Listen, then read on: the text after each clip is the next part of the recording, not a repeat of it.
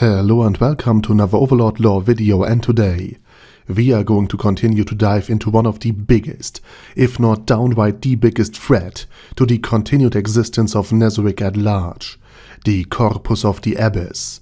Last time we have established why this organization came to be, and today we will discuss the organization proper, its leader and its intricacies.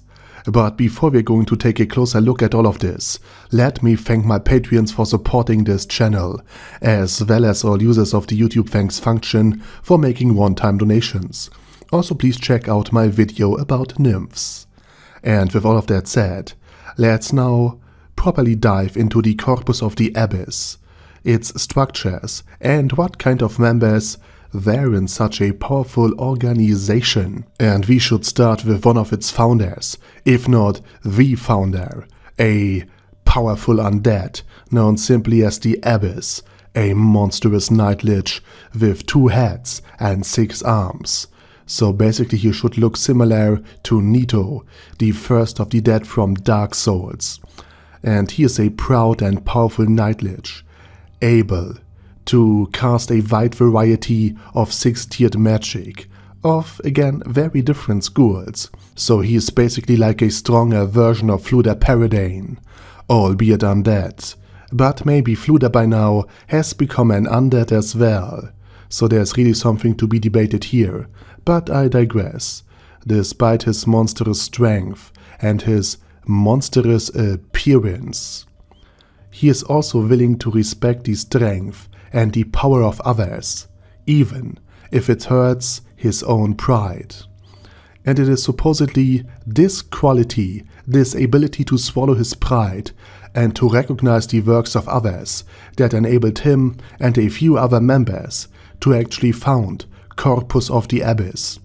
So instead of fighting one another, the Elder and Night Liches that made up the organization were able to coexist, and even better, to do so in secret, once it was made clear that knowledge would be shared among its members, and once a strict non-aggression policy was written down and enforced, the few chosen powerful undead could work together in order to further their goal over the centuries. And so they acquired more and more magical knowledge, power, and members, and 400 years later the organization had grown to 48 members in the outer circle, still powerful undead casters, but they did not stood at the top, but merely participated in the knowledge and the might of this organization, in exchange for silence and keeping a low profile, as to not expose the entire corpus.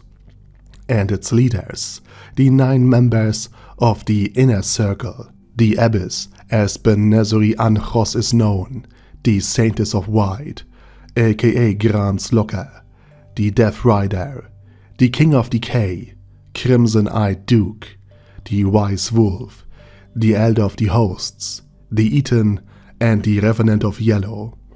And the last one sounds quite a bit Lovecraftian, these 9 powerful undead, which also sounds a lot like the Ringwraiths from Lord of the Rings, where as mentioned, studying, and albeit to an extent, sharing magical knowledge and arcane secrets in order to become stronger, without drawing attention to oneself.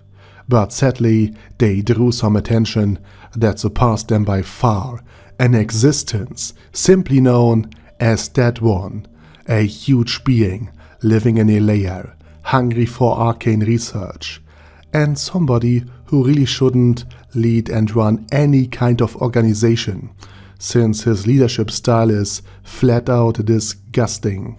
He belittles and insults the 9 undead who serve him, and who have sworn fealty to him, and treats them with so much disgust that all 9 of them came together after meeting That One in order to rebel. Now, with all of that said, there was still a reason why That One led them in the first place, aside from its monstrous power.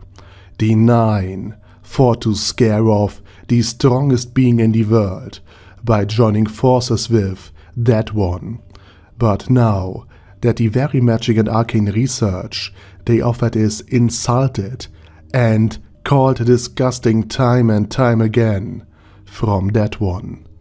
Now that that one just lives off the knowledge and efforts of the Nine, parasitically, rebellion became a natural choice for them, and despite their differences, the Liches never sold anyone out, for if they did, they wouldn't be existing right now anymore.